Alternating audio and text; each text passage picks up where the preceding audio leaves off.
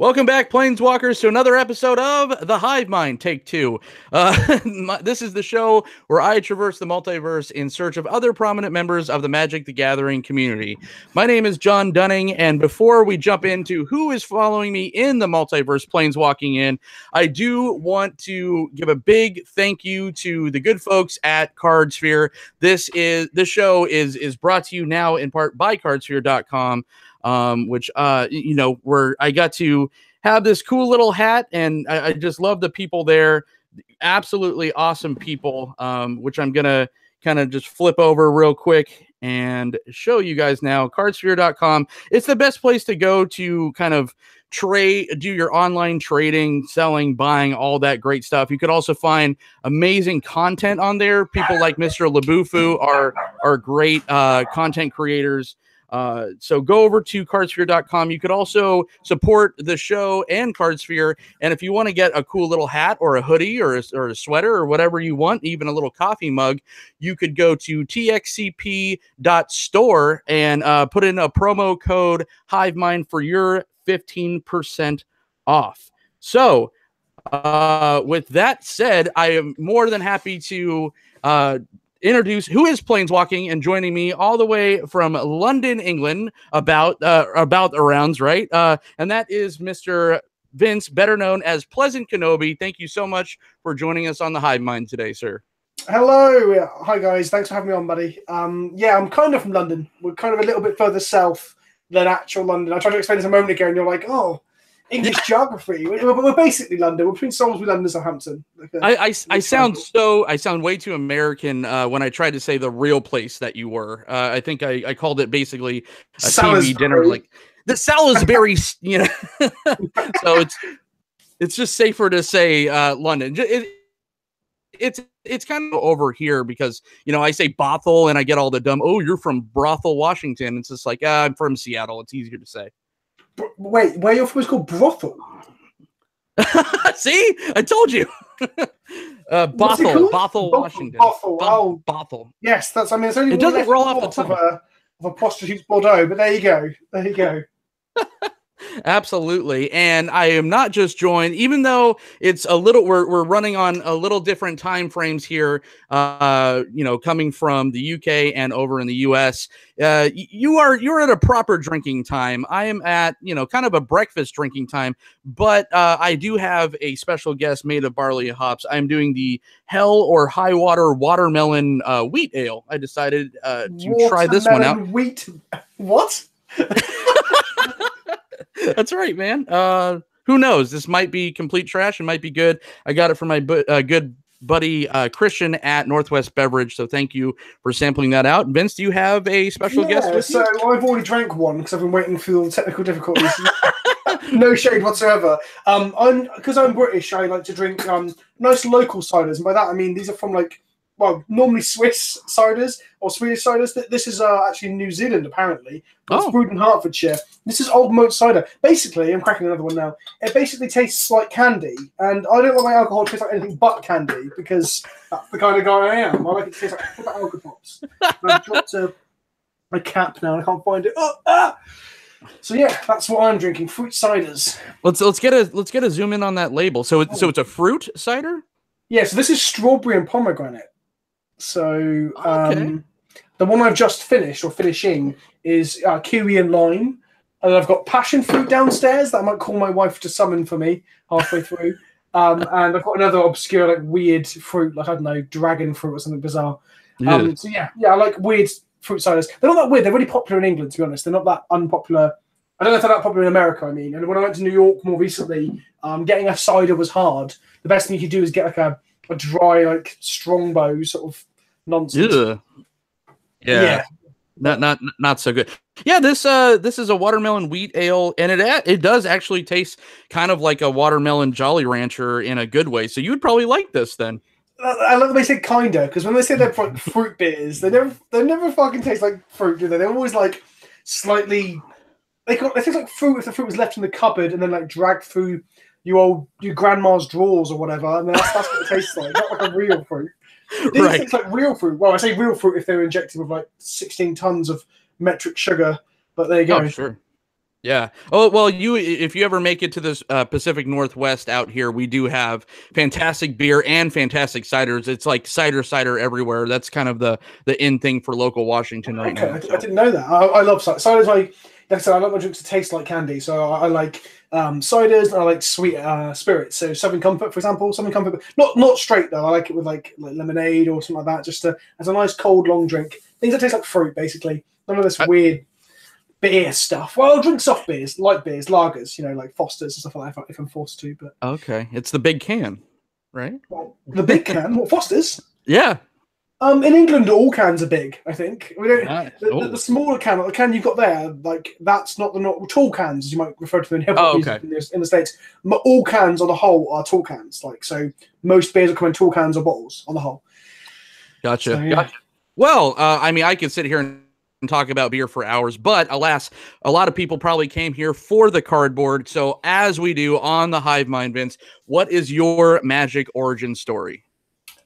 So I'm like a primordial force, like Multani is like the dryad nature essence of Dominaria. Well, I'm like that, but instead of nature, I'm like jank and shit decks that no one should play and losing really badly on stream. That's my superpower. Aside from that, I started playing back when Urza's block was in. I scraped cards around on Concrete for a little while. And then we started playing kitchen table with a couple of beers when we were at college, just with some friends to pass time in our quiet little English town where we had nothing else to do. And then I started going to events around Eventide. And then before I knew it, I was drafting, I was playing Standard, I was just getting really into it. And I thought I could be a pro. And so I realized, actually, no, I'm really bad at the game. And pros have to be good. Yeah, that's kind of where I was at too. I thought, I won a couple F&Ms. I'm like, oh wow, I am the shit. And then I sat down at like a. Wait, you won an F&M? I just get your autograph. No, I'm kidding. I can do okay at F&M level, yeah. And game day, I've won a game day. I think, I might have won a game day too, and that was, but I was kind of the same thing. I always liked just kind of the janky cards, and I don't care about net decking and all that. It's like, do you, boo? But it's just like, I feel more satisfied to sit down, especially when you're playing Modern, because Modern's one of my favorite formats. Beating someone with like a Naya Allies or an 8-rack deck to beating their $800 $900 deck is kind of a turn on for me. So is that what you play? Do you play Naya Allies? Oh yeah, that is my jam, dude. That is my favorite Modern deck. Collected Company and Vial, are you? I'm not. I took out the Vial to go a little bit more removal heavy, so I'm running the playset of Paths in it instead. Okay, so you chose to play removal interaction. In Modern, interaction? What are you on about? Just need to make a board that is bigger than them and crash into them. No, I love Modern. I love Modern. I do feel sometimes it's not interactive enough. That's the thing that's frustrating, but then I say like Legacy is, and then I'll stream for 4 hours and just lose on turn 2, like, 5 games in a row or whatever. So every format's got its foils, right? And yeah, Modern's lack of interaction is one of it. But it's good for brewing. There's a lot of cool stuff you can do in Modern. So. Well, and I think I've stated before, where Modern, to me, the big draw for Modern for me is it does have it is very conducive with brewing, and you can have a lot of different things going on, kind of like and I believe you and I kind of agreed with this off air, is RTR Standard. It had everything. It had a little bit of everything. It had aggro and control and mid-range and all that stuff. And that's why that was my draw towards Modern, that and being a eternal format that doesn't rotate, and I don't have to keep up with the Joneses. So and Sphinx's Revelation was legal as well. I mean, it's legal in Modern and Legacy, but it's not really that playable. And that card's like one of my personal favorites. So, by the way, one of my patrons is in the chat. Shout out to Majid. He loves 8-rack. So he's realized that you're playing 8-rack now, and he's like, instant sub. He's in there. Oh, awesome. He's a bit obsessed with it. When I did a brawl with Saffron Olive, he was helping give deck ideas, and his first idea was 8-rack. Of course it was, my Jim, because he loves the rack. Oh yeah, it's great. Have you had any experience playing with or against 8-rack?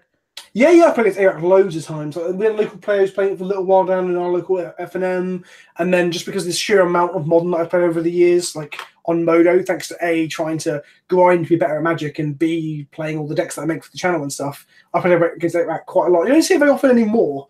I can't recall the last time I saw it. I probably haven't seen it for at least 6 months, if not further. But yeah, getting wrench-minded. It's not quite as bad as being hindered to rocked, but it feels pretty bad, Yeah, it's kind of it's a little bit of a scrub checker too, because you could do pretty well if you catch people unawares at like, you know, a little F&M or something like that, or a win a box maybe, you know, a little local LGS tournament with the 8-rack deck. But you're not going to see it really at the bigger tables unless it does have the tendency to like pop up and then go away for like a year or two, and then everyone like doesn't think that it's a thing at all, and then you bring it back. What you're telling me is you like to beat up little kids with your 8-rack deck. Is that what you're saying? Just like to beat up little kids in general. In general, just start smash their little kiddie faces in. That's it. What set was released or kind of new when you started? When did you start kind of in Magic's timeline? So the earliest memories I have of Magic, like I said, was borrowing. I bought some cards of a guy who lived on the back of me, like on the back of the block, as it were, where I lived. And there was like there was Talus airships in those decks. That's like Portal, the first Portal set. There were some cards that had, there was like Thorned Wind Fairies. I think that's Urza's Saga or Destiny Dawn with the Hammer. With a hammer. So it's Urza's Block Portal. I don't know if there's any sets in between those. Once you go before Mirrodin, I struggled to remember which order sets were in because I was just a child and it all seems like an airy, fairy, childish dream. But that was when I started. And then, like I said, Mirrodin Kamigawa was when I started to like buy boosters obsessively and buy intro packs. I had spare money from my part-time job and that sort of stuff. Yeah, and do you remember kind of? You said you didn't really play F&Ms that much, or did you try to draft and stuff back in the day? My first draft was Eventide block. That was the first time that I went, guys, look, we're playing our kitchen table nonsense. There's only so many times I can win with this Umazawa's GT. I got an intro pack. Shall we go to one of these events? They're like, yeah, let's go. I played an Eventide draft and I was told, just pick all the mimics. So I picked all the mimics and knew no idea what was going on. And that was my first draft. Like, I think it was a release event of some kind. Mm-hmm. I would give it a Figure of Destiny from the week before, which was the Eventide promo. And then, I started going to F&M shortly after that. The problem was that our local scene was a bit weird. I was too far away for Friday nights to play. I didn't drive at the time. It's not like America where you have a local game store on every corner. In England, you normally got to move. More recently, game stores just cropped up everywhere. So Magic is really lifting off along with nerd culture in the UK. But going back like 8 years, 10 years, you would have had to really drive. Like I said, I lived in Andover or Tidworth to Southampton, which was like a 40-minute drive. So you couldn't make it to F&M. And on top of that, the guy who's running the F&M style things at that time, he wasn't the best of judges, shall we say. But the community got better when there was an uprising of uni students who started playing events and running events and stuff. So things got a lot better. So yeah, Eventide was my first draft. My first F&M was probably around Eldrazi, perhaps, maybe Alara. I can't remember exactly. I think it was around Rise of the Eldrazi World Weight block because I remember doing a pre-release and selling my Jace for £35, and then months later when the card was ubiquitous. Do you remember cracking any of those, or what was the kind of the first crack that you packed where you're just like, oh shit, it was like the Willy Wonka golden ticket? Do you remember any of those sweet early pulls? Yeah, so I remember opening my first Planeswalker. That was pretty legit. So I knew Planeswalkers existed. They're obviously in the Lauren block. I didn't have any. And then I went to run Alara, again, a release or pre-release sealed event, opened up a pack, and like the first or second pack had like Elspeth's Elspeth Night Errant in it. I was like, oh, this card seems good. And yeah, that in the same set as Path to Exile probably was what secured me as loving mono white. So yeah, I think my first Planeswalker is that Ching Ching sort of that sort. So I collected Future Sight for a while. Prior to that, I used to buy boosters like every week. I begged my parents for some pocket money to go buy some Future Sight boosters or use whatever disposable income I had.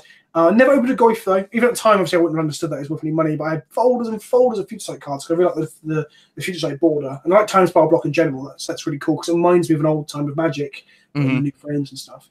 But yeah, Elspeth, definitely the first Planeswalker. Nice, yeah. Oh, me? I remember cracking a Tundra. And I'm super old, man. So I was playing when the rocks were...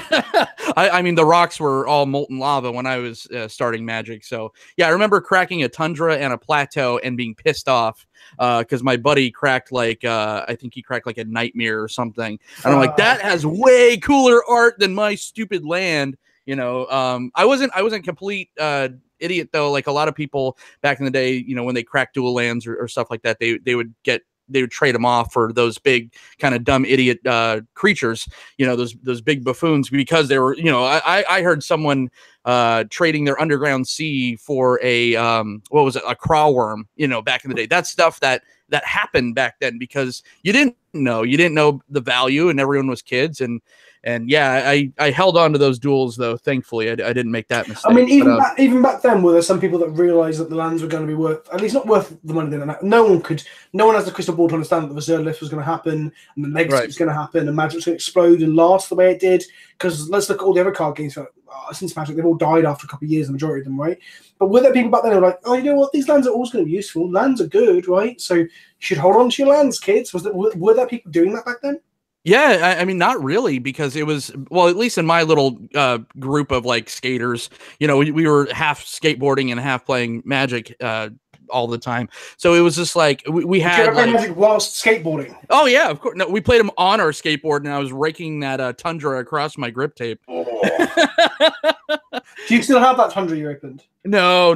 I've sold my collection a couple times to fund, you know, life in general, and you know, I finally did get rid of those. But yeah, it was weird because back then we didn't really think that lands were great because, you know, I was playing the black deck and my buddy was playing the blue deck and my other buddy was playing the green deck, and that's just kind of how we played Magic until we kind of all put it together, and you know, now we're kicking ourselves in the ass about it. Yeah, I bet. Yeah, I wish I learned that stuff. I really do. Like, I mean, I'm gonna get my first Shockland actually as well around. What was it? I think I bought some cards with a boot set and I got a Godless Shrine, I think it was. And I was like, oh my god, this card's like $10 or whatever the price of Godless. No, prior to Shocklands being reprinted, I think those Shocks got as far as $30 or $40 each. So I was like, wow, this is great. And then I held on. I still have that Godless Shrine now. I still play it as a one-off when I play Esper Control and stuff. So yeah, I like to hold on to the cards because they you know, they have quite a lot of sentimentalness to them, don't they? No, absolutely. And are you one that really kind of follows the story at all, or just the flavor at all? Do you identify with a specific color combination, guild, etc.? I don't feel like I follow the story as much as I perhaps should. Like, I'm like an English major, as you guys would call it, and like I always want to be a writer, and I love fantasy fiction. That's kind of what got me into Magic in the first place, is just being into science fiction and fantasy. And then, but nowadays, because I joke around so much and make content and play as much as I do, I probably don't follow the story as much as I should.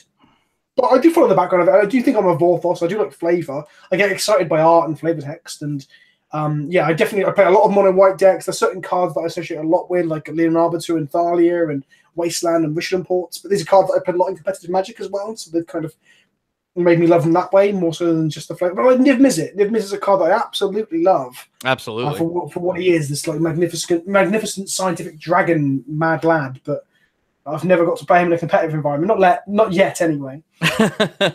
And what's your favorite format, and what are you playing the most of now? So I love Modern, but my favorite format is Legacy. Like I said, it's kind of like Modern apart from the interaction is there. So you've got Force of Wills and Days and Richard Imports and Chalice Effects and Soul Lands to create all these interesting interactions where unfair decks can be played, but they're also the heal to other decks as well. So I love Legacy. Legacy is my favorite, and then it's followed by probably Cube in a lot of respects, and then Modern. So my three favorites. I'm playing a lot of Commander lately, though. I kind of felt I love it kind of for the longest time, and most recently I've just had a lot of fun just chilling out, playing one big game of Commander, playing silly cards that I don't get to play anywhere else, and love it. And Tachova has made me fall in love with EDH again, because she is, you know, the Benthic Druid from Dominaria. She's a combo machine. I love her. Is that your kind of play style as far as you like doing the dropping the big fatties and drawing the cards like a Simic player as far as? Kinda. Like, historically, I think any players that used to play with me would know that I like to play the interactive decks, like the table police decks. So I'm playing like Supreme Verdicts and Wrath of Gods and Cryptic Commands, and Capsize is another favorite EDH card of mine. Yeah. But over the years, I got really into like playing creature-based value toolbox decks. But Tachova it's completely fresh. I'm like, I'm just going to play all these lands-based combos. I'm going to get 8 lands into play, cast Scapeshift, sack 8 lands, get 8 mana off a Lotus Cobra, draw 8 cards, gain 8 life, and get all this value. So it's kind of a different play style to what I normally play. So it's not all about big fatties. It's about getting more value than your opponents can handle, outvaluing them.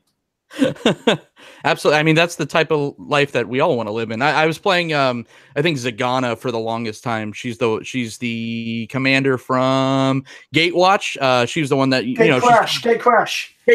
What did I say? Gatewatch. Letting the new story poison you. Yeah. I just lost all subs. No.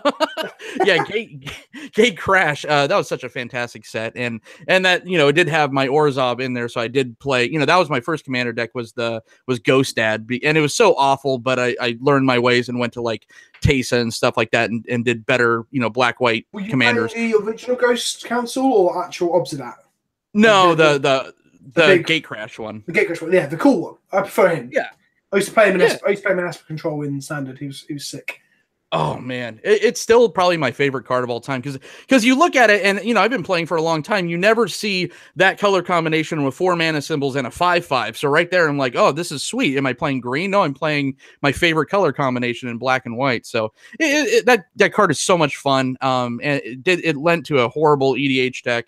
But yeah, I love the value of black white. Unfortunately, black white EDH decks kind of write themselves. They just have, like, black and white have so many commander staples that you just kind of have to do sometimes. And I try not to, but it's hard not to fall into that, you know? That's kind of what I do with Touch Over, is that I force myself not to play certain cards that I always play. Like, I don't think I put Sylvan Library in, for example, which is like one of my go-to staples. I almost cut Craterhoof, but I couldn't bring myself to do it, because Craterhoof he's the boy. Once you've outvalued your opponent and you've drawn like 10 times the number of cards they have, you have to kill him, right?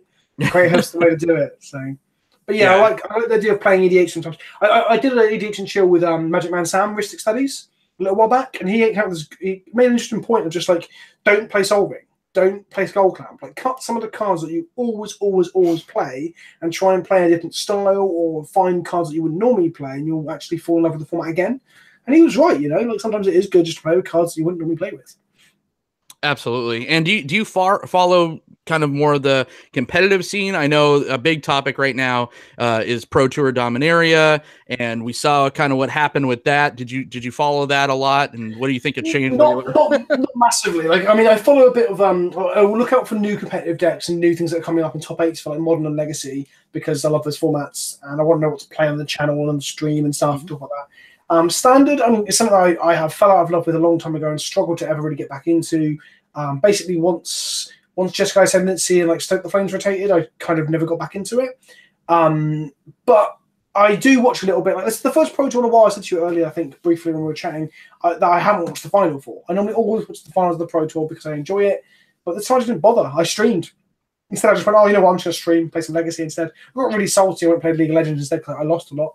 But that's not the point. But Chain Whirler seems to be a bit of a problem right now. But it's an inbred, like, pro metagame, right? Like, things will change. People will adapt, you know? Yeah, and the thing where I don't think that it's such a panic button right now is because usually pros will tell you to go to the Pro Tour, the first kind of the introduction of this format, especially the first set kind of thing. Although Dominaria is weird because it's kind of its own set and its own block, really, is just to go, mono red's the safe bet, or whatever kind of aggro is the safe bet. And there is going to, I don't think this is like a Thopter thing all over again. I think that there is going to, people are going to kind of brew around and just take the Goblin a little bit more seriously. It kind of feels like when Rabble Master kind of broke out in the scene. So I don't think it's as nefarious as everyone thinks it's going to be.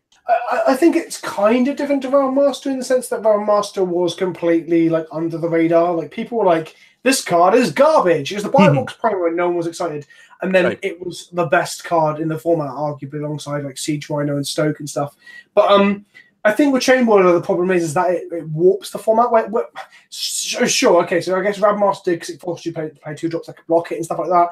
But this card literally stops Land and White Elves from being playable. It stops tokens from being playable. It stops servers from being playable. Now, I don't think that's bannable, but I definitely think it warps the format perhaps more than even Smuggler's Copter did. I guess Smuggler's Copter warped the format because everyone played it because it was colourless. But yeah, I don't think we're at a point where it needs to be banned. The other thing is that people metagame against others. So, like, if pros think that kind of a team is on a deck that they know they can beat with mono red, they'll play mono red to beat it. Or if they think they've got the mono red beating tech, then they'll play it. But this is what happens with Pro Tours. Pros solve formats. Look at Eldrazi Summer. That was because pros solved modern when the busted cards were printed. Now that Pro Tour didn't happen, Eldrazi would have got banned a lot later because no one would have really realized how good it was, and it would have completely damned the following GP in Bologna. So Yeah, these things happen. I'm sure the meta game will shift and change, and we'll get some cool cards in M19 that might change it, for example. Who knows? Yeah, I really hope so, because I think Magic's at its best when it's not just banning cards all the time. You know, we should have powerful cards, but like you said, we shouldn't have format warping cards. That's another thing. And you know, Wizards, or Magic rather, is made by some very, very intelligent people, and then, like you said, very, very more intelligent people break it because it's their livelihood to do so. But I hope that there is kind of more you know, solutions than more bannings, because yeah, that's not that's what I was going to say. So they need to start printing cards that correct the format as opposed to banning. Like when Lingering Souls was omnipresent, and they even the block they had to, like in block constructor, they had to ban Tangible Virtue because they knew Lingering Souls was too good and potentially slightly a mistake for standard. What did they do? They went and printed Thundermaw Hellkite in the following set. So yeah.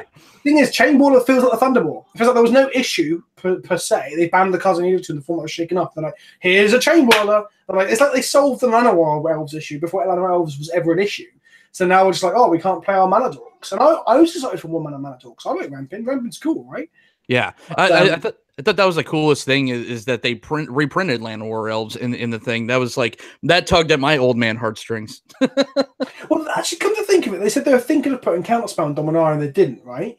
What if That's what I heard too. Yeah. What if it's in M19? Like, I mean, this is coming from the chat. Tom, why and I just mentioned it. What if Counterspell is now in M19 and it's coming? It's going to be a good 2-mana efficient answer to, or we just get Doomblade or Terror again. You know, those sort of effects. Terror would be pretty good. Now we're losing all the artifacts from Kardesh. Give us an efficient answer to these creatures, right? I don't know. Who knows? Who knows? I think it would be great. I wouldn't even be opposed to seeing like a lightning bolt reprinted, but now maybe because it's in the same color as Chain Whirler, probably not. Yeah, there you go. There you go. Print Days into Modern. Yeah, yes. Absolutely. Delve becomes a thing overnight. Actually, I think that'd probably make Death Shadow too good. Being able to like play your Death Shadow, Daze their threat, replay your Shockland, grow your Death Shadow. Maybe that's not good. I'm not sure. Yeah, we'll pump the brakes on the Daze train. But I think it might be fine, but who knows? Yeah, who knows? Let's shift gears a little bit and talk a little bit about content creation. What made you decide to make content for YouTube in general and to go the route of Magic the Gathering? So originally what happened was I wanted to be a novelist, and I was going to be a teacher as my day job. That was my plan. I thought I could teach kids and make them care about literature. And then I got in front of kids and I realized I fucking hated the kids and the kids hated me. It was not good. Like I was not a good teacher. I'm a really bad disciplinarian. I can get on with kids. I can be friends with them and we can chill. But the moment I've got to try and get them to work, like I don't think I'll ever be a good leader in like a managerial role, for example, because I'm just not good at telling people to do other things without feeling guilty. So that went really badly, so I dropped out that course and I had a bit of an existential crisis. I'm like, well, after 7 years of college and university, I want to be a teacher, and now I'm a failure. And then I basically ended up landing like a normal day job that was fine, and it's done me well so far, and I'm not like hard up, but it was never my true calling. So I thought, I want to be a writer. So I started writing for websites, which weirdly, one of the guys in the chat today who hardly ever hangs out on my streams, but showed up when and why, he wrote with me on that website called Valetic.com. And I started writing, but I realized that actually no one reads any written stuff anymore because like attention spans are so short. So I was like, I'll make video content. So I started making videos, and they're about video games, and video game content is hyper saturated, and no, it's very hard to break out in that thing now. And then I just sort of pivoted a little bit into Magic because I love Magic, and I was making Magic content alongside that. And my Magic videos started to pick up steam. My EDH videos were getting, you know, like 400, 500 views like over the course of a couple of months. I was like, wow, maybe I should be doing that. And then I started making gameplay videos like I did, and I was like, well, you know what? I don't want to record and talk over them because it's very intensive to do that at the time. I'm going to record them, write a script, and then do the script later. And that then blew up. Mono Red Tron happened because I was just joking about and memeing about and hyper editing it and stuff, and that's when I ended up being where I am now. So it's a very natural progression that I think a lot of content creators go through, that everyone wants to make video game content, but no one wants to watch it. So yeah, that's where I got to. I'm a failed teacher. Nice. Well, I mean, we're all better for it. Thank God, right? Thank God for some failures. Yeah, well, exactly. With the way things have gone so far recently, and like, I need to thank him so much. I need to make some videos about this. Like, my Patreon has exploded, and my Discord has exploded, and my viewership has exploded, and things are going really well for me. So in some ways, the failing of the teaching is maybe providence, and it's fate. Maybe I was destined to be here making bad jokes and milking memes for the benefit and the entertainment of people on the internet, you know?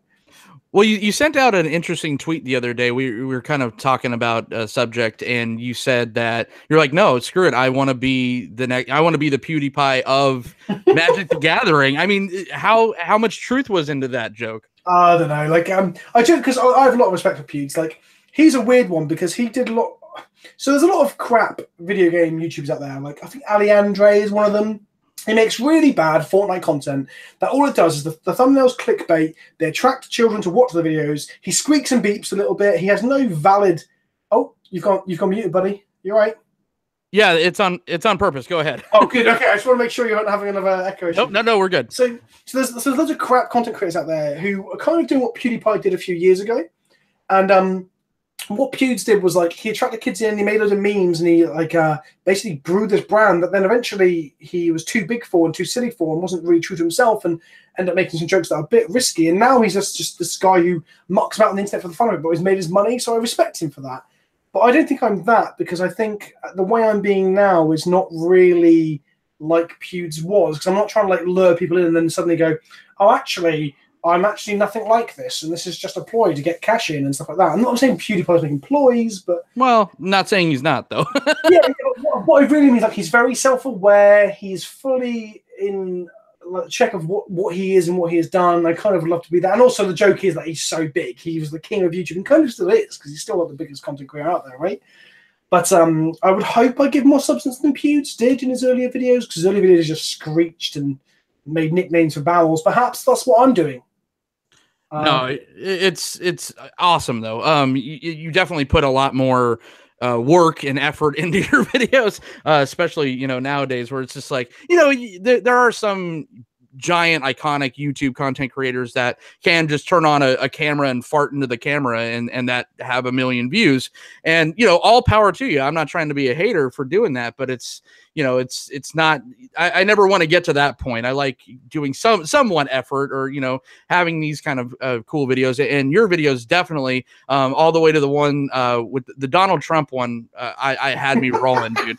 That was my favorite one. And it's so. That is my most disliked video to date. Are you serious? I thought it was fantastic. Of course it is. Of course. I knew when I made it, it's going to be divisive, because I wasn't really making much of a political statement. I was just pointing out the fact that Trump is evidently quite a racist man, and he does look like a what's-it.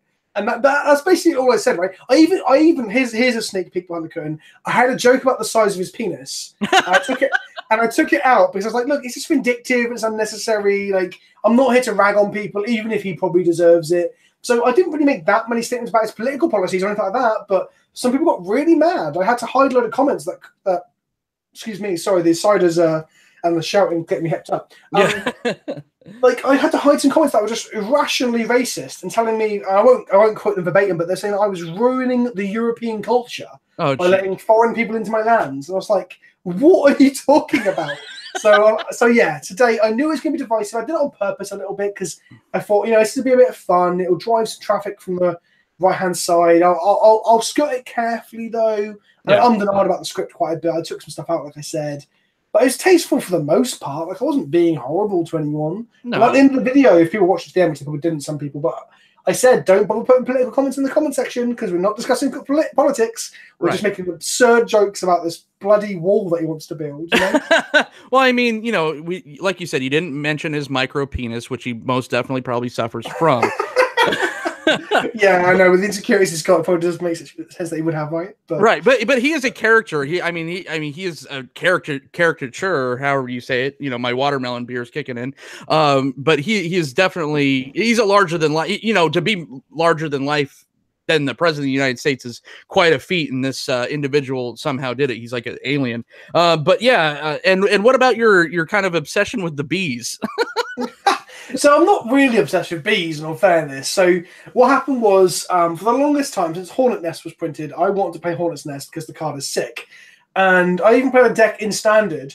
I stopped playing Esper Control for one night to play Red Green Bee Cord. Was that a Standard with Cord in it? I think it was. Cord was in the same set as Lifebane Zombie, wasn't it? Yeah. The Pelucanos to fight my own nest, I think. I realised, if I remember correctly, I think one of the cards in my deck was for fighting my own stuff. And then when I untapped with it, I realized the card can't fight my own things. It can only fight my opponent's things. So I think it's Pelucanos. I was like, I can't even fight my own nest with this. This is awful. But so even from then, I was doing it, and then what happened was after Tron, I just was like, you know what, I'm just going to make a video about a deck that I've always wanted to play, which is Hornet Nest, and make a load of bees. And then what always happens, I have a group chat, which my friend John the Baptist, who gets mentioned on the channel quite a bit, is in. And whenever I make a stupid deck, or we make a stupid deck, and it works, Mono Red Tron or bees, and I get to like, win some games in the league, I immediately post screenshots to that group chat and goes, guys, it's working! It's working! So that's what got me really excited. And I made the bees deck. And obviously the bees have so many meanings, like Dr. Bees, like Nicolas Cage. There's lots of like running jokes on the internet that you can pick up and adapt for yourself. So personally, I'm not really massive. Yeah, one of the guys in the chat remembers that F&M because he was there because I was losing badly playing the Hornet's Nest deck, but having a whale of a time. Awesome. But yes, I'm not mad for bees, but I just have a soft spot for bees in Magic. Like if you gave me a box of bees in real life, I'd be like, wow, I don't want them. Take them back. Are you? Oh my god! I'm just gonna say a quick story, real quick. It was when I was still living in Vegas. I am deathly afraid of bees, and I probably shouldn't be, spitting out my true phobias in life on the internet. But when you open a PO box in a year's time, there's gonna be this influx of bees. Right? It's just like, and I've never been stung, and that's I like have a big fear of the unknown. And so one day, it was still when we were in Vegas, and I was sitting in the car with my oldest daughter, and we had our sitting at a gas station. We had the windows down, and a fucking bee flew in and landed in the cup holder, and my horrible man, I never felt like such a bad dad until this time. I literally ran out of the car and ran about 100 yards like I was fucking Barry Sanders, and I left my poor kid, I think she was maybe like 9 or 10 years old at the time, and like literally I saw her kind of scoop it up and push it away, and I sat down and she just looked at me and just kind of did this, and I'm just like, I know. So yeah. I mean, I'm not a big fan of bees. I remember when I was in primary school, I had a bee going like crawl on me and crawl in my ear and stuff because I froze solid. Like you did the right thing. You didn't antagonize the bee. And like, thanks, teacher. Like that wasn't a purposeful, like concisely considered decision. I was just scared shitless by this fucking bee in my ear. But yeah. So I'm not a massive fan of them. Well, they're fun in Magic. Yeah. Well, I'm glad we didn't have to go the legal route, and I'm glad that you did. I did pay you the funds to allow me to have my show be called the Hive Mind, so I do appreciate that. That's fine. My lawyers were like, Vince, and I was like, yeah, let him have it. You're like, Kenobi legal team. You're like, he thinks Trump has a micro penis too. This guy's okay. Yeah. All right. So I was really scared when you said you want to talk about the Trump video that you might be like a pro-Trump supporter. And you're like, what do you think about the decrease in black male unemployment? And I'll be like, oh fuck, what did I do? Right. I managed to like ambush you with that too. I'm like, yeah, I'm gonna leave this off the outline and just kind of sideswipe. No, It's just like I said, I don't even view him as like a president. He's just he's a TV show. Yeah. So do you think, okay, before we move on, one quick question. Do you think that he will be able to beat Kanye West next election when Kanye runs? I hope not. Do you want Kanye West to be your president? No. I don't want any, just, can I get a mulligan? I mean. So we'll go out with rock and a hard place, yeah? Can we draw to 6? Oh, man. All right. So what are your thoughts on being the #1 content creator in the UK as far as Magic goes? It just sort of happened, I guess, because we're not big, the UK, and I think algorithm wise on YouTube we might be a little bit more out of luck than you guys. I know the algorithm favors languages you speak and locations as well in terms of like how it pumps your videos out. So I think some of us are a bit handicapped by that until you get past a certain hurdle and YouTube realizes that people want to watch your content. So yeah, I'm the biggest. The funny thing is, I mentioned it to Dennis, who now runs the events over at Channel Fireball in Europe, and he before he was the biggest. They're an Irish group called Win Slam. They had 9,000 subscribers, and when I joked to him, "Oh, by the way, I'm UK's #1," he was like, "No, we are." And I was like, "Oh, are you?" And we got our phones out and looked. It's like, "No, I'm bigger, boys." So someone will overtake me eventually, and then I'll have to eat a lot of humble pie. But I'm cool with that. It's just a fun joke, and I know it in a playful, banterous way. It might annoy some of the other UK content creators, only in a jokey way. I'd never do it to antagonize someone, obviously. So yeah, so it's just happy coincidence, I guess. I made content that people want to see, content that was slightly different to the norm, and it got me there thus far.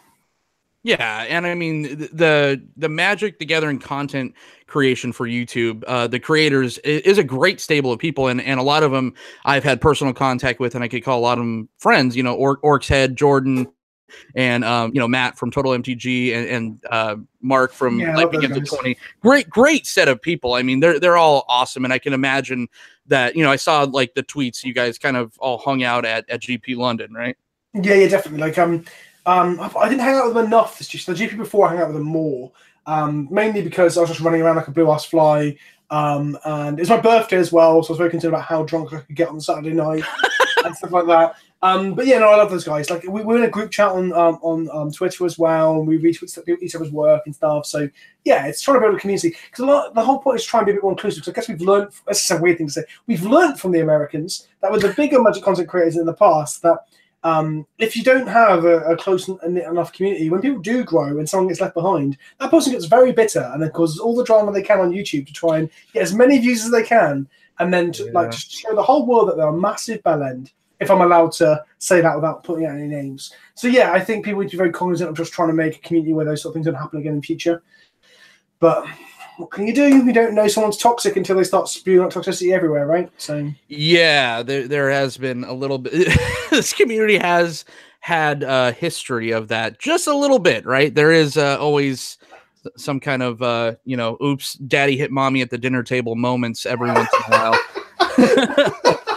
I'm just imagining who's the daddy and who's the mummy. Like Brian from the community college, like in a frock, and Joe just reaches over and lamps him. Like, why did he even do that? Yeah. What are you doing? Right. Get your hands on mom. That came out of nowhere. Oh my god, this is why we can't have nice things. Yeah,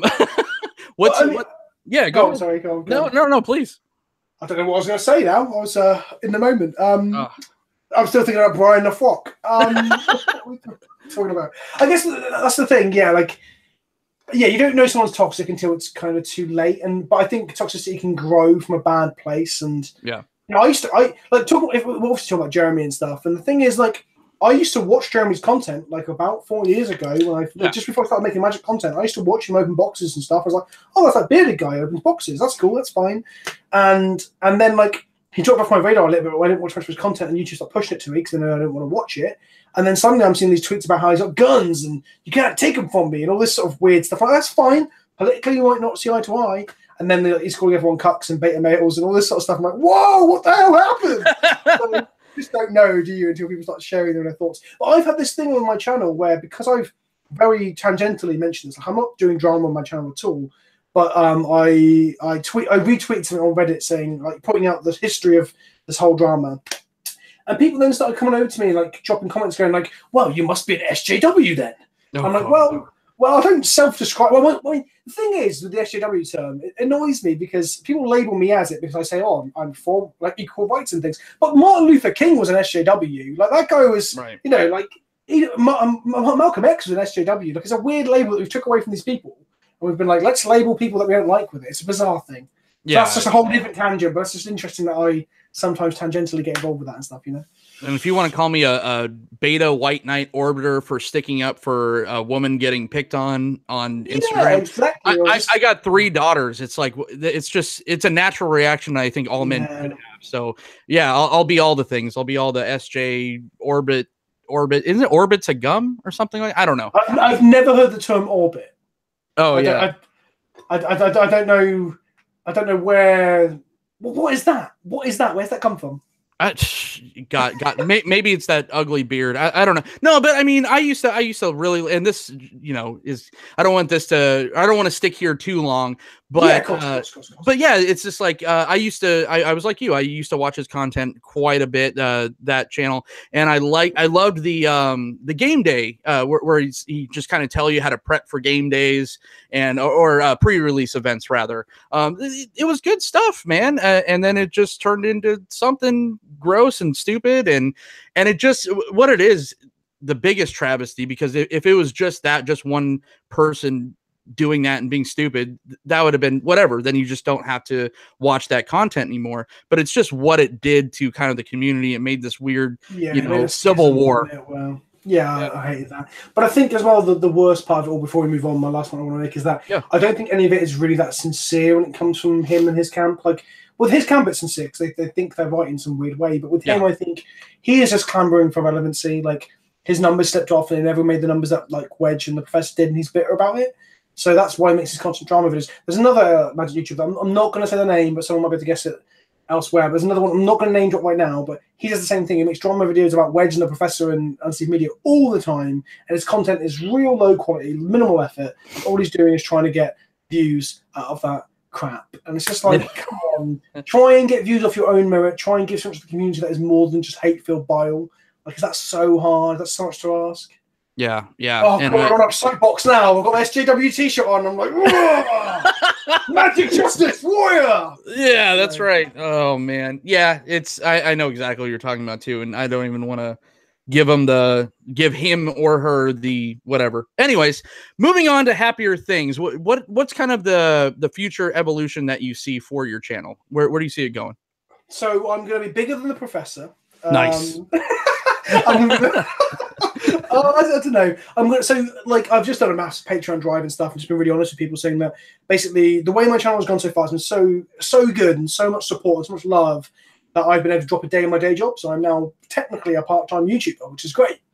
But I don't want to just be a part-time YouTuber. I want to be a full-time YouTuber, and I believe that even people that I work with joke that I'm kind of wasted working where I work. You know, you should be out there make people laugh. I'm like, that's kind of what I'm trying to do, guys. Just trying to make it, economically viable. So the point is, what I'm trying to do now is step down another day in my day job, which I'm close to being able to do thanks to Patreon and sponsorships and stuff like that, and then move to do a podcast weekly, which John the Baptist will be on, and we'll talk about magic and other stuff, and we'll get guests on and stuff. I'll get you on at some point when we start doing it on a regular thing. I'll get a rotation. I'll get you on for an episode. Oh, yeah. But again, we're not there yet. We're not there yet. But we're going to do that.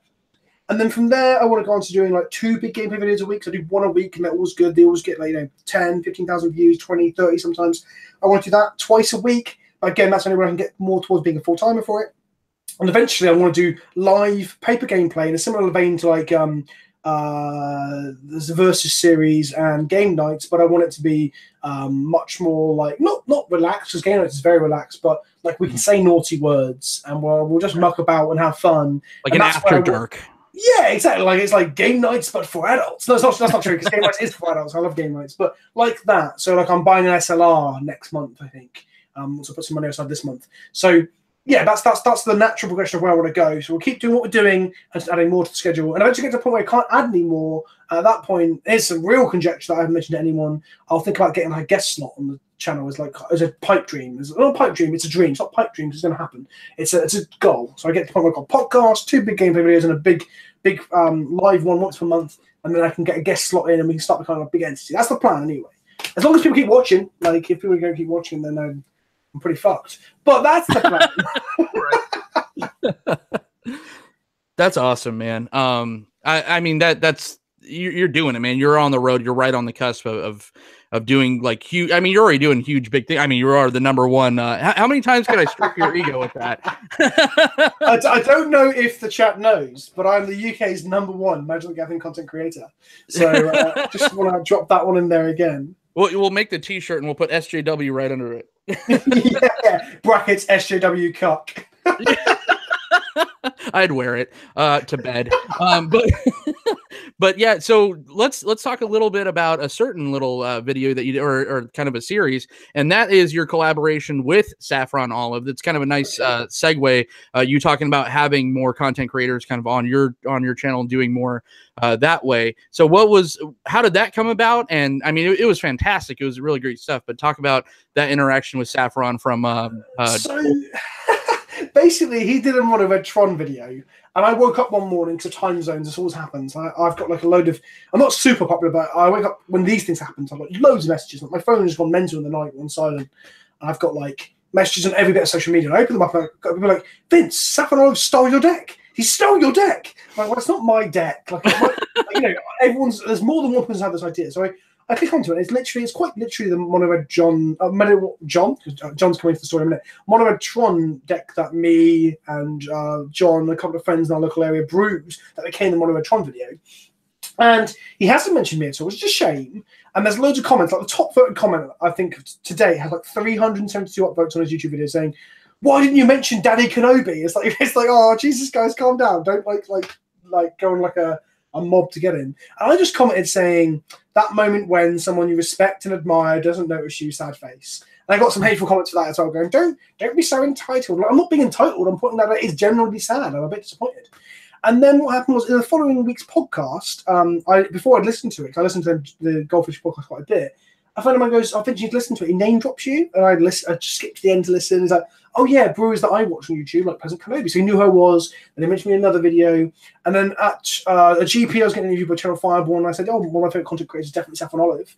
And they're like, could you guys have a challenge? Like, yeah, I'll throw down the gauntlet. I'll wreck him. That's and awesome. Then there's a back and forth by messages, and he's very busy. And I kept thinking he's blowing me off, but it's not. He's just really busy. And I can be quite an insecure person. I can be like, oh, what have I done wrong? Have I upset? Have I upset Senpai Saffron? And he was just busy. And we got back to doing it, and he loved it, and he's really happy with it. We're planning to do another one. We're going to do it in June, I think I mentioned. We're in June now, actually. Come to think of it. Yeah, so we'll do another one where we probably pick up with the ones that we didn't get to do out of the hat they pulled them out of, and do it that way. But I've got other collabs coming up as well. Like I've been talking to Total MTG. You know Total MTG. Yeah, absolutely. The UK creator. So he's the next one to be on EDH and Chill, where I just get on another content creator. We just talk about their channel, why they got into Magic and stuff. Kind of a bit like this in some ways, but then we just play a commander game while we're doing it. So it goes normally from casual conversation right through to like deep tanking about how we can try and win this game of EDH. So I'm doing that with content creators as well. But yeah, there's more Saffron Olive coming to the channel, and it was wicked. Like I gained 250 subscribers overnight because of it, which is massive. As you know, as a content creator, I'm sure you know, like any big sub growth is much appreciated, and it was wicked. So, yeah, I love Steph. He's really cool. He's really cool, and I'm hoping, fingers crossed, because I've been asking nicely, and he said maybe, and it's probably gonna happen. I might be able to get onto an episode of Commander Clash potentially. But again, that's not in stone. That's just some things that we're talking about and stuff. So. Yeah, that's awesome, man. It's just like sometimes you kind of mention it. It is funny because it's like sometimes my life is relegated. I'm over 30. I'm a father of 4, and I'm just like sometimes I do check those podcasts. And I'm like, I think they're gonna mention my name. You know, it's like trying to think of like I get so excited when another grown man mentions my name, and that is my life now. But it's great, right? It's like those. Yeah, 100%. Like it's so weird. Like I'm not getting used to it, and I don't think I ever will. It's like when people are like really, really into it, and like people just come out of nowhere to tweet me telling me how great they love the video and stuff. I'm like, wow, this is the kind of recognition that as a creative person that I crave for so long, and it's just so bizarre to actually get some of it. So yeah, it's fucking awesome. It's awesome. Yeah, absolutely. So let's talk about GP London. Like you said, it was your birthday, and just any kind of memorable moments. I saw you hanging out with kind of the UK group, and then do you have any plans on attending any US GPs coming up? Yeah, so GP London was wicked. I only played Magic like competitively in the Sunday, the Saturday and Sunday. The Thursday and the Friday I did like spell slinging and the bounty event. We did the game show on Saturday as well, where I got to I played against Riley Knight for about all of 10 minutes because he was late to the game because of the GP coverage and stuff. So the whole thing was wicked. I met some cool people. I met like cosplayers like Mr. Cosplay and Big Khan. What's his name? Atlas Crafts. Like I went for drinks with him on Saturday and stuff. So yeah, GP London's. I love GPs. GPs are literally my favorite thing. They're like aside from birthdays and Christmases, they're like extra birthdays and Christmases, right? I'm going to be doing a UK GP at the end of the year, which is going to be Liverpool. I kind of want to do one more European one this year, but I haven't figured out when or how, which one I can do. Like I want to do Barcelona, but it doesn't fit. I've got like stag do's and like a holiday with my wife coming up. Spending time with a significant other, eh? Not playing Magic. How weird is that? What a novel idea. Yeah. I was going to be at Vegas, which is like in a week's time. Yeah. But the reason I'm not is because a good friend is getting married, and my other favorite thing other than GPs is weddings. I go to weddings. I get overly excited. I drink too much, make an arse out of myself, and I love it. So as also a good friend, and they get married once, right? So we're going to go along to that instead, and I'm going to hit Vegas 100%. No questions, unless it turns out to be like a funeral or potentially a wedding again, I guess. I'm going to do Vegas next year 100%. 100%. And depending on how the channel grows, I can maybe justify doing another one in America, because 60% of my audience are American. Like the majority are American, not European. Right. So it was 80% at one time. I'm starting to get more European viewers, maybe from going to European GPs and stuff. So there's that plan. What about you? Do you do the GP circuit, as it were? Do you go to Star City Opens or anything? Well, I was at GP because I lived there last year. I did GP Vegas. I had two videos that I that I did on the channel, kind of documenting that. And I got really cool interviews. I didn't play in any of the events. I just solely went there for content creation. So I do love GPs, all that stuff, because it is kind of it's the Magic convention, and that's kind of what it's turned into. I unfortunately didn't get to attend this last GP Seattle, so I really like, for GP Vegas is crowded. Just hold off until GP Seattle next year, because everyone that's like the other one, right? Like, I know GP Vegas is like the Magic Mecca, and everyone gets to go to Vegas. But how far apart are they? Time-wise. Well, it's in the same time zone, but it's a good like 2-hour flight. I mean, in the calendar. When is Seattle compared to Vegas? It was, I think GP Seattle was in April. I want to say, so it wasn't. Yeah, so there it's kind of close together, but it's Seattle area, or WotC's in Renton, so you get all those people at GP Seattle and all that stuff. And like I said, if you do make your trek up here to the Pacific Northwest, I will take you out for as much cider as you would like to drink, sir. So I would definitely consider that Seattle as being my secondary American choice. If I can't do Vegas, I do Seattle, and if I can do both, depending on how things go, like I've still got to sort out taxes. Like I'm starting getting money from being a content creator, and I still have to sort out taxes. So yeah, depending on how finances go and how taxes go and how my current job goes and how all that sort of goes, hopefully I can hit 2 American GPs next year. I love America as well. I really want to travel to America more. Like I've only been once in my lifetime, and all my favorite authors and all my favorite musicians are American for the most part. So I should sample more of America. So why not do it while playing Magic, right? Like, yeah, absolutely. That's awesome, man.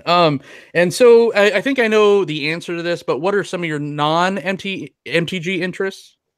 You think you know some of my answers. Ooh, yeah. What do you think then, sir? Well, I mean, I know Star Wars is kind of a big part of your life, right? Yeah, I'm pretty into Star Wars. Like, it's weird because, like, I guess we're all hypersaturated with Star Wars now to the point that there's fatigue, isn't there? Yeah, there's really definitely. Yeah. So like, I even forget that I love Star Wars so much, and then someone mentions like you did, I'm like, actually, yeah, I do really like Star Wars. I've got Star Wars figurines behind me. I'm wearing a Star Wars shirt. My online persona is named after a Star Wars character. No, I love Star Wars. I love video games, movies. I used to be a big reader before I stopped being a teacher. I've hardly read since I failed my teaching course. Yeah, I just enjoy engaging in, like, I guess narratives, I guess is a weird way of putting it. So films, literature, books, TV series, and video games. Like someone's joking in the chat about Star Trek, and yeah, I do actually really like Star Trek. The new show is terrible though. And Carl Bazaar says The Last Jedi was no bueno. No, The Last Jedi was great. Apart from the Mary Poppins stupid bit with Leia, I thought The Last Jedi was wicked. I really enjoyed it. Yeah. Well, and I don't want to push too many hot buttons, and I mean we've pushed a lot of hot buttons in this show, but the new news was, and I have my own thoughts on Star Wars, especially The Last Jedi, and it was kind of a tonal mess, and editing mess, but it did have some of the best Star Wars moments I've ever seen in a Star Wars film. How many times can I say Star Wars in one sentence? But anyways, Rose, a lot of people are giving the character Rose a lot of shit. Where I've seen like harassing her on Instagram, which is mental because it's so stupid. It's not her fault that the plot line she got was the weakest one in the movie and the one that probably doesn't belong so much. That's not her fault. That's writer's fault. If anyone should be if you really have to harass a woman because that makes you feel better, harass what's her name is in charge of the property in general? Kathleen Kennedy. Yeah. Give not harass. Harass not correct. I'm not saying anyone should harass, but I'm saying perhaps shed some of your ire and constructive criticism towards her because she's the one managing the franchise. She's the one sitting there like putting the scripts on the table and looking at sequentially how do they work together. Don't go after an actor because they're an actress because they got shafted by being in the bad plot line. Like exactly, it's awful. Yeah, it is stupid, and I think that there is kind of a lot of parallels between the Star Wars fan base and the Star Trek fan base, and the Walking Dead fan base and the Magic fan base. It has these kind of entrenched and passionate fans, and sometimes we could get, and we mentioned this quite a bit before, but a lot of these fans could get overzealous and just kind of turn it into something ugly, and it did kind of suck. The least favorite part, of course, of The Last Jedi was the Canto Bite stuff, but it's not the actress's fault that it was bad writing, like you said. Yeah, exactly. I think I do want to be. It sounds very defensive and very apologetic for angry twats on the internet, but it's not exclusive to geek fandom. Like look at sports. Sports fans can be absolute assholes to their their players, right? Like, Right. I'll never forget that there's a year that England were knocked out of the World Cup because the goalkeeper dropped the ball, got an own goal, and put us 0-1 behind, and we lost because of that. And the ire he got was ridiculous. And so it's not just nerd culture. Like, people are just twats on the internet, and people will lambast, and people will like go on like mobs to try and attack people, regardless of whether they're into like, you know, space wizards or zombies or whatever nerd culture like circle you think you're part of. So in nerd culture's defense, it's not nerds, it's almost human nature. Sure. Or human nature when given the anonymous element, but still within a group. I think is where that all fits into, where people start being absolute bastards on the internet, you know. Fandoms, yeah. A full-time nerd in the chat's just got it, like fandoms. Yeah, exactly. People are so passionate about sports and geeky things like Magic and Star Trek and Star Wars and stuff that they become arseholes. And that happens for everything. Music too. Like, people can be really horrible to musicians because they made a different artistic direction. You know, sometimes you have to, excuse me, sorry, this silence really gets to me. Sometimes you have to go, oh, you know what, this band, I love them, they've changed direction, they're maybe not for me anymore, let's step away and that's fine. You don't have to go, oh, I'm now going to like sexually harass their bassist on the internet. That's not going to get their old music back, all right? Right, exactly. I'm getting pissed off. Here's a rant as well. I'm getting pissed off when people say that new Star Wars isn't Star Wars. Like, I remember when Star Wars was Star Wars. Well, when was Star Wars Star Wars? Was it during the prequel trilogy when sand was the enemy? Right. Like, Star Wars has transitioned and changed so much that other than if you just hold the original 3, not even extended canon, just the original 3. Right. And fuck that. Look at Return of the Jedi. Like, look at the Ewoks. I love Ewoks, but they're basically proto-Gungans. Yeah, basically proto-Gungans. They're like, they could be really annoying if you're going into Star Wars expecting it to be more serious than it probably should be. Absolutely. Well, Ooh. you know, but Vince, you know, sand, it's coarse, it gets everywhere. It does. I don't like sand. I don't like sand either. Yeah. Like, what's sand good for? Castles? Not real castles, like shit castles that you can't even pose yourself in.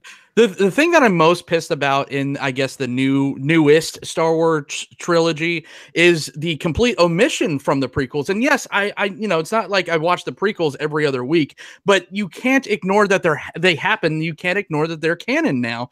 Tell me how great Canto Bight would have been, that scene in The Last Jedi, if they would have gotten thrown in that jail where they eventually find Benicio del Toro, but instead of him, or even in addition to him, fucking Jar Jar was in there as well. I thought that would have been awesome. That would have saved that scene. I don't know if they can ever put Jar Jar back in a movie. No, like, do it. Like, it'd be funny, and I'd probably enjoy it very much. Like, I mean, we're talking about a film where Luke milks a space whale and green milk out and wipes his brow and then grunts at the camera. So they could have done anything they wanted, really. But right. Yeah, Jar Jar is a Pandora's box. You can't. That box has somehow been closed. And it now needs to stay closed. They never need to go into Jar Jar territory again. Pat Crack Fever in the chat says I've absolutely gone mental, and he's an actual doctor, so he would know. Certifiably Jar Jar induced insane. You know, Misa want to see a Jar Jar. I haven't seen Solo yet, and I'm going to see it. Yeah, but I'm scared because I read some of the dialogue. Like, there's a famous scene earlier in the movie that I'm sure most people know about by this point, where he explains that his surname isn't just a surname; it's denoting that he has no people. But it's not even said like that. It's not said in that sounds better the way I said it. The actual dialogue itself is like, I guess I have no people or whatever. And, right. Oh god, I don't know. I'm going to go see it and cast my judgment that way. But I didn't want a solo film. You know, no. I don't think many people did, but. I'm with you. I was gonna see Solo, and then I went and saw Infinity War again, and then I was just like, yeah. And then I was gonna see it again, and then I was gonna go see Solo again. Then I saw it. You like Infinity War? I haven't seen your stuff about your opinions on it. Oh my god! Oh yeah, I have a full rundown with my co-host Tony Walters, us breaking down Infinity War and what it means for the MCU. I absolutely, and it's so stupid at this point. I feel, you know, you almost feel like such a dummy because Magic is only kind of half the story on my channel, at least, because I do love film and I do talk about film quite a bit. But I feel like a dummy because it's like, I don't want to fall into the thing where it's just like, oh, DCEU sucks and MCU's the best. But it's just like, well, then tell the MCU people, especially the Russo brothers, to stop making great films. Infinity War was more entertaining than any Super Bowl I've ever watched in my entire life. It's just absolutely fantastic stuff. Are you quite a hater when it comes to DC Universe then? No, not so. I'm a hater as far as the laziness goes. I don't. Yeah. I just think it's, you know, if we have movies and not even like the big events like the Avengers movies or like the Captain America Civil Wars and stuff like that, but you have, you know, Justice League was supposed to be your Avengers movie, and it's almost like a daytime television, like a sci-fi film. It's just like, I don't hate the brand. I love, like, I am a huge fan of Batman. I am obsessed with the Joker, especially like you mentioned, Mark Hamill. That is my Joker. But I just can't accept mediocrity when I have stuff like Batman Nolan series. So a fun fact of something we actually I didn't touch on because I don't collect anymore, but I've got like a plethora of like 30 graphic novels behind me, and I collected Batman for like 4 years and Justice League for 4 years and Superman for 4 years, all up until the New 52 reboot when I was like, no, I'm out, DC, you're taking the piss, I'm gone. But the Justice League was probably the movie that I wanted to be the most excited about in the last, I don't know, 3 or 4 years, like other than maybe when episode 7 hit. And it was just so shit. Like, Justice League was the most disappointing film I've ever watched in the cinema. I've just sat there, and I've seen the Green Lantern movie in the cinema. My expectations were low. Like, I was like, this isn't going to be that good. That's fine. But like, even I'm a Batman vs Superman apologist. Yeah, I say that movie is better than the reviews say it is. I agree. People are giving it worse reviews than Ghost Rider in places. You know, no. The movie is better than Ghost Rider. Most things are better than Ghost Rider. But Justice League was just, it was like, after the misfiring of Suicide Squad, you'd think that the studio couldn't get it that badly wrong again. And lo and behold, reshoots later and bad writing and bad casting and bad everything. Yeah, we've got another mess on our hands. It's so frustrating because I think Man of Steel is quite a good movie in a sense. Like, I thought so too. It's two separate movies. Like there's a really like a poignant hero movie and then like a Dragon Ball Z punch off at the end, and they're both good in their own right and probably don't deserve to be together. But God, they've just comically misfired ever since, haven't they? Really, other than Nolan, which I don't count because he's like, you know, a god. Yeah. So yeah, I mean, I love this stuff. You know, it's like I love DC, so DC, give me a proper thing. I've got Killing Joke over here somewhere. Where is it? It's in there somewhere. So that sort of thing. And there's a Green Lantern graphic novels like Justice League, like one of my favorite books of all time, like or books, like novels, even competes with like my favorite novels is Identity Crisis by Brad Meltzer. Like, if you want a crime thriller based in like a superhero fiction universe that introduces you to Justice League, you should read that book. And we're just never going to get that in the movie universes because DC is managed. Absolutely. Absolutely. All right. So we got to move on. We're going to kind of round this out with the game that you all love, and I hope you love. At least I tell myself at night when I'm crying myself to sleep that you guys love. Face the D20. This is where we spin or I roll the spin down dice rather, and each of the numbers correlate to a non-magic related question. So Vince, are you down to do this? Yes. Yes. Can you do me a quick favor? I'm going to actually. I'm kind of thinking on the fly here, but for some reason I grabbed the wrong. Just technical difficulties off screen, real quick. Can I go off camera real quick and you just kind of talk to the chat real quick for me? Yeah, of course. I mean, people are talking about Batman vs Superman now and saying how bad it was, which is I'll be right back. Unavoidable because people are definitely going to talk about that sort of stuff. Graphic novels are pretty much the only way I can consume comics. I read too quickly otherwise. Yeah, I agree in some senses. Like, with comic books, when you have so many stories coming out each month, it gets very expensive to try and consume the whole story. So sometimes it's better to get them collected later on down the line, and then you don't miss out on things as well. So, like, it really bugs me when, like, I was reading through Red Robin back in the day before the New 52 reboot, and it was during Blackest Night, which is a time when, like, a load of Black Lantern rings appeared in the DC Universe, and there's parts of the story we're missing because it say, go and read Teen Titans issue 34, and that sort of stuff doesn't happen when you get the trade paperback because it's all in there and it's all like self-contained. Vince, what's your opinion on Chainwhirler.meta? No, it will adjust, it will change. It's the Pro Tool. The Pro Tool is always a mess. This is the problem. People have put so much credence, so much excitement on the Pro Tool. These things are going to happen. There's a lot of pros who have been paid essentially to make the metagame miserable. So what do you fucking expect?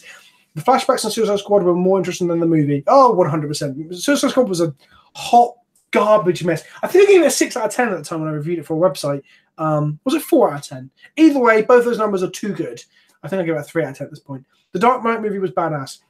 The Dark Knight Rises is my favorite comic book movie. The Dark Knight, the second one, is it not Returns? It's just the Dark Knight. Is my favorite just one of my favorite movies. It's not as good as a comic book movie because it's a bit too serious in tone. But in Dark Knight Rises, when like Batman like flies a nuclear bomb into the sunset and gets his back broken but gets better and then walks back from Afghanistan.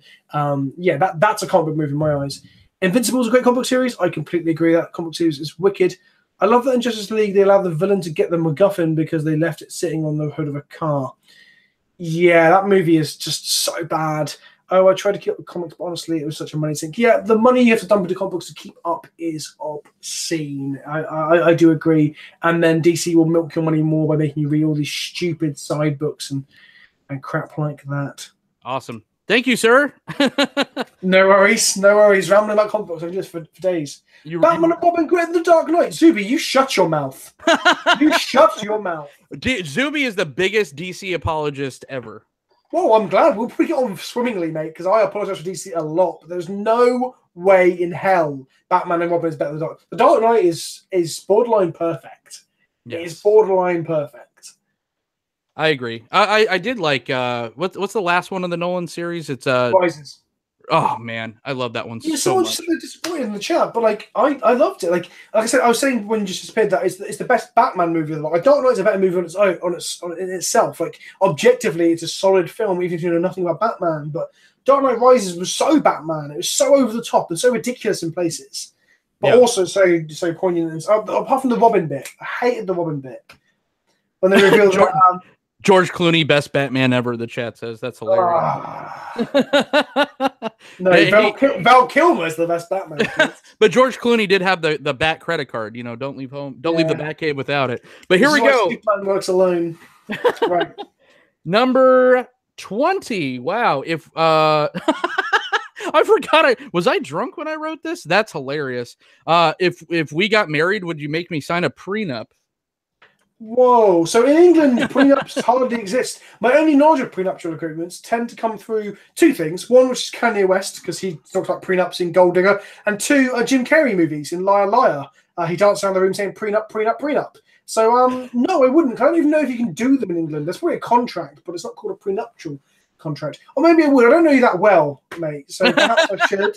But maybe I'm too trusting. This is a question about how trusting I am and the ethics of trust, I guess. That's so true. In short, no. I don't think I would, buddy. Excellent. I don't think I would. Absolutely. Oh, Liar Liar is probably top 10 favorite movie of all time.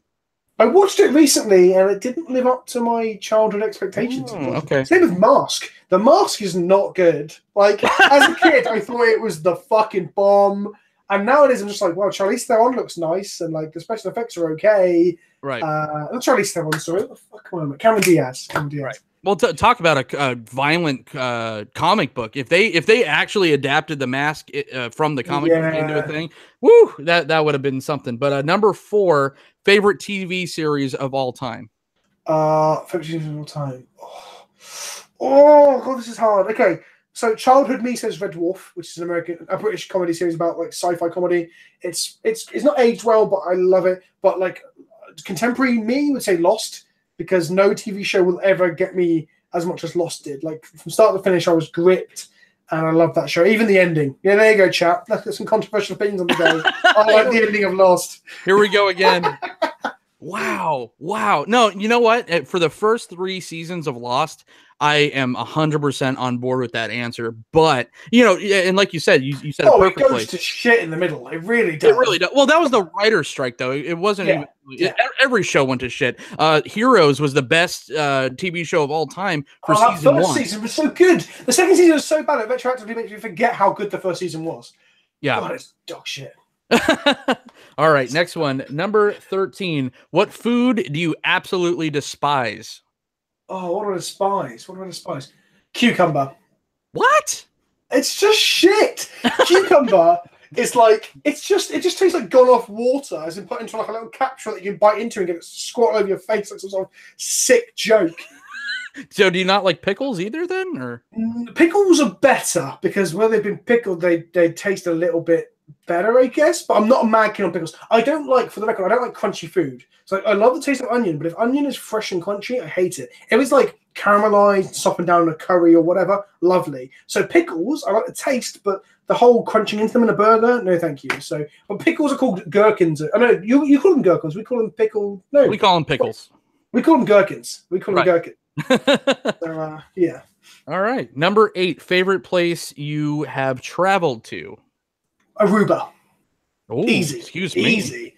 So Aruba is in the north. If you don't know, it's in the Caribbean. It's slightly north of Venezuela.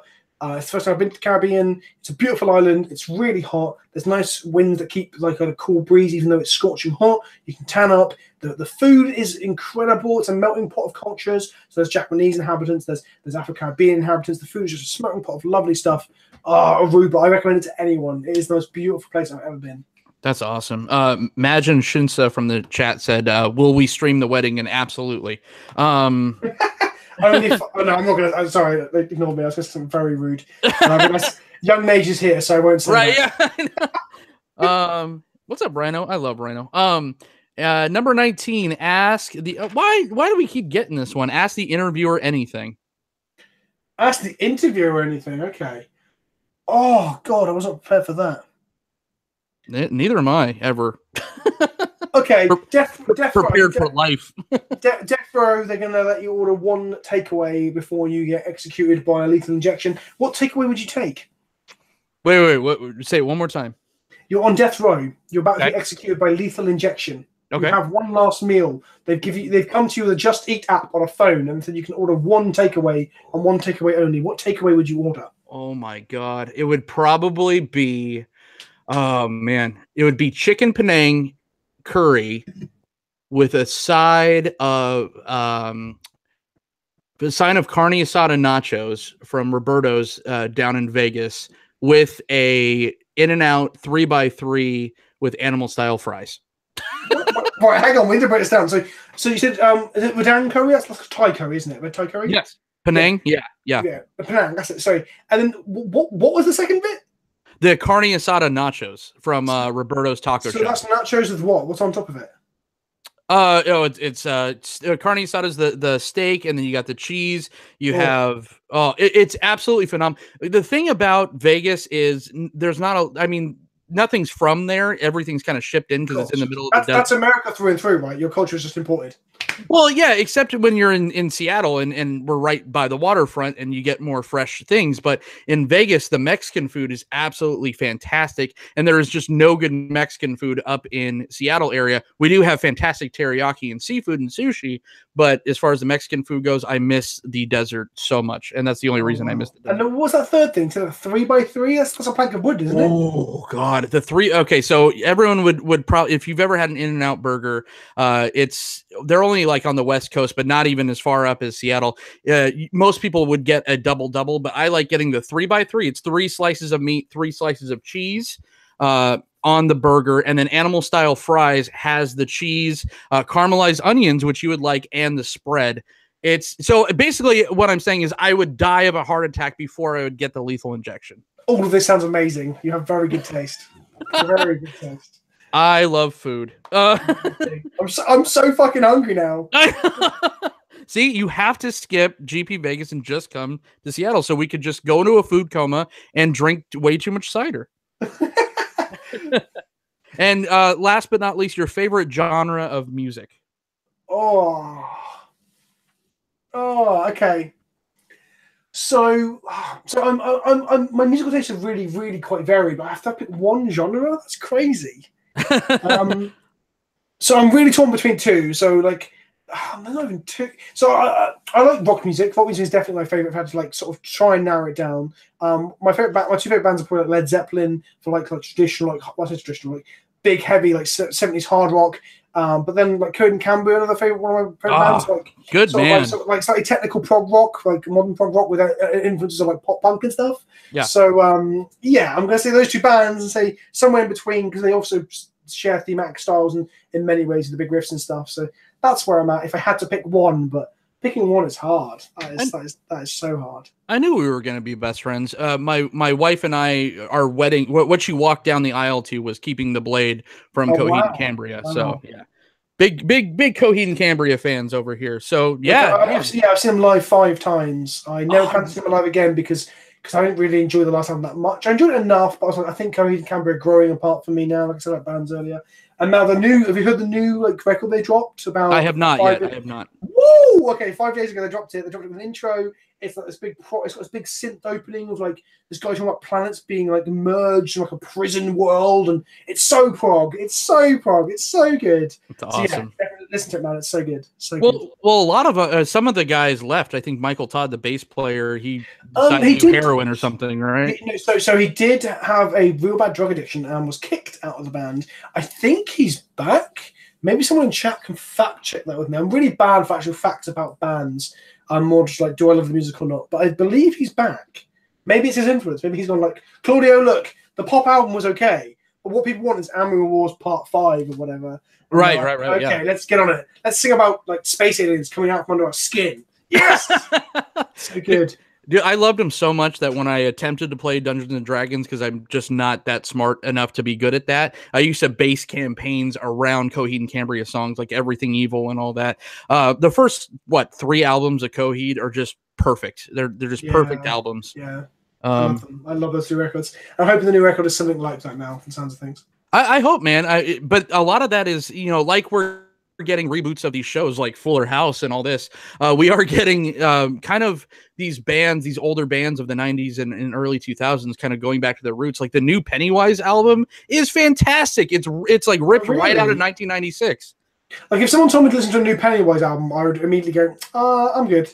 But maybe that recommendation of you saying that, perhaps saying like, they're going back to like a real sound, a real punk sound, and maybe I need to check that out. Yeah, it is absolutely like ripped from. It sounds like just a continuation of like Straight Ahead or About Time. It's that kind of like nice nostalgic sound to it. But yeah. So in terms of your music, are you pop punk and punk rock and you're a skater kid? Is that where it all comes from? Oh yeah. Oh dude. You grew up with Tony Hawk's Pro Skater? I was the master at Tony Hawk's Pro Skater. Which one? Which is your favorite? Oh man, what was it? I think it was the last one with Chad Muska, because I had a weird thing with Chad Muska back in the day. So Which one's that? 4? I think so. Yeah. My dream in life was to be, as a wee John, my dream in life was to be sponsored by Shorty Skateboard and, wear the circus shoes and do all that stuff and smoke way too. Never mind. Moving on. No, but I loved the skateboarding culture, and especially Tony Hawk and Pro Skater and all that. I was super into it until I sprained my ankle on a skateboard once and never returned to actual skating itself. Yeah, Tony Hawk's Pro Skater 2 and 3 like super informed me on like the music I wanted to listen to and that sort of stuff. I got very disappointed when the games moved. Yeah, Lagwagon's May 16th is such a good track. So good. Yeah, Less Than Jake had Goldfinger on there. It had some absolutely amazing I was huge. Like my favorite band for the longest time was Blink-182. I have like Alkaline Trio tattoos and Descendants tattoos. Yeah, so Blink-182. There's probably an embarrassing thread somewhere on the IGN forums archive where I'm 13. I'm like, my favorite band's Blink-182. What's your favorite band? And all these like grown-up men are like, you'll grow out of that opinion, you nerd. And I'm like, well, I did, but I still love Blink. Love Blink. And I'm planning to get a Coheed keywork on my arm at some point as part of this. And I'm toying with maybe an Alkaline Trio coffin, very small as part of my arm at some point as well, because I absolutely, yes. From Here to Infirmary is obviously the objectively the best album, but Good Morning has so much like nostalgia for me. Oh, so, I love Alkaline Trio. God, so good. And I thought that it was going to be like a marriage of both worlds, like a perfect marriage of both worlds when Matt Skiba joined Blink-182. But it just lost it a little bit to me. Like Blink-182 is Tom DeLonge and Mark Hoppus and just. Well, I feel like they're trying too hard to emulate some of the old Blink feel a little bit. I don't know. I think they're trying to do something else that isn't either of them. Like with this psychotic ex-girlfriend stuff, which is more of a Alkaline Trio, I guess. But I don't know. It was good. I enjoyed it, but yeah, I wasn't as enamored as I expected to be. I expected to be drooling over that record. Yeah. I think the chat has turned on us. They're like, pop punk, unsubscribe. Well, no, so we've got. Well, apparently someone likes Korn and Slip and Disturbed, so they don't have much of a musical opinion, if I'm honest. Slipknot, on the other hand, they're a band that were phenomenal for quite a long time. Ship the latest records and stuff. Slipknot's fun. Slipknot's a ton of fun. I've seen them live quite a bit. Yeah, it's a band that I never saw live, and I kind of don't want to anymore because they just keep making bad albums. But the first 3 albums, especially the first 2, are just those are some good angry records for driving to. I tell you. Well, when you have the entire population of Iowa as a state in your band, it's it tends to go so well. That one video for what's it called? The one in the house, and it's the 3rd album. What's Duality? Duality. Yeah. Literally the entire youth population of Iowa. It's just 30 kids in a house. Yeah, that was a good video. Exactly. All right, sir. Any upcoming projects that you could spoil for the group? I've got some EDH gameplay coming this week. I've got some collaborations with some other English YouTubers like Looking to 20 coming up in the next 2 weeks. What else am I doing? I'm streaming every single Monday, 7 p.m. BST on Twitch. Usually Legacy, sometimes Modern, sometimes Limited. And that's kind of it. There's going to be a podcast soon. It's just not a case of when, because I need to make sure I'm financially stable enough to drop a day in my day job, be able to edit it. So it's not really that exciting, really, but worth plugging nonetheless, I guess. Hell yeah. Vince, this was absolutely phenomenal. I feel like I have found a long-lost brother. Oh, yes. Kindred spirits, 100%. Oh, this is rad, man. But thank you so much for coming on, or for Planeswalk. We got to stay on theme. For Planeswalking in to the Hive Mind, where can the good kids find you? So I am Pleasant Kenobi on Twitch. I'm Pleasant Kenobi on Twitter. I'm Pleasant Kenobi on YouTube. I'm Pleasant Kenobi on Instagram. I'm Pleasant Kenobi on Facebook. Basically, you can search Pleasant Kenobi on everything. You can even add me as a friend on Xbox Live. I won't accept the friend request, but I'm even Pleasant Kenobi on there anyway. So you can find me as Pleasant Kenobi literally everywhere. And I upload one big gameplay video every single week. I stream every single Monday at 7 p.m. BST. And yeah, I'm UK's #1. We the best, as DJ Khaled would say. Did I mention that you're the #1 Magic the Gathering content creator for the UK? I don't think you did, but I'm glad people know now. Awesome. And thank you, everyone in the chat. If you do want to find me, follow me, whatever, on all the social platforms, my name's Jon Dunning. You could find me here on They Said We Said, the YouTube channel. You could also find me on Twitter at OrzovDunn. You could find me on Facebook and Instagram at Jon Dunning. I want to thank my buddy. Oh, real quick. This is kind of a thing that we do mostly on the other kind of shows on this channel, but since we are having a few, rate your beverage on a 0 to 5, your special guests. I'm easy though. I really like this stuff. That's why I bought it. Like, I know I like it. I mean, it's not fancy. It's not that local. I joke that it's everywhere in England's local. It's not that big a country. But I'm going to give it a 4.8 out of 5 because I just love it. I can drink it for days. I mean, I'm really into Wii right now, and if I know I'm dancing at the end of the night, I can't really drink it that heavily because I bloat like some sort of like dying corpse. But But yeah, I love it. So 4.8 out of 5. There we go. Nice. There we go. Like a flesh bag marauder. I'm going to talk the Hell or High Watermelon, the 21st Amendment wheat beer. I've had a couple of things from 21st Amendment before, and they're very hit or miss. And this one, I have to say, is a hit. Thank you, Christian from Northwest Beverage, for sampling this one out for me. It had a nice Jolly Rancher-ish kind of a watermelon tone, nice wheat flavor. Not very strong on the alcohol, 4.9%. But out of fair for a beer though, isn't it? 4.9. Yeah, that's pretty low. I drink like 8%ers, Vince. You know. What, do you do that at a bus shelter as well? Do you shouting at kids? They apply. I'm gonna give this one probably a 3.25 out of 5. Not the best thing I've ever drank, but I wouldn't kick it out of my glass. So thanks again, Planeswalkers, and thanks again for cardsphere.com for bringing you guys this episode. And I will see you all, Planeswalkers, next time in the Multiverse. Ta-ta!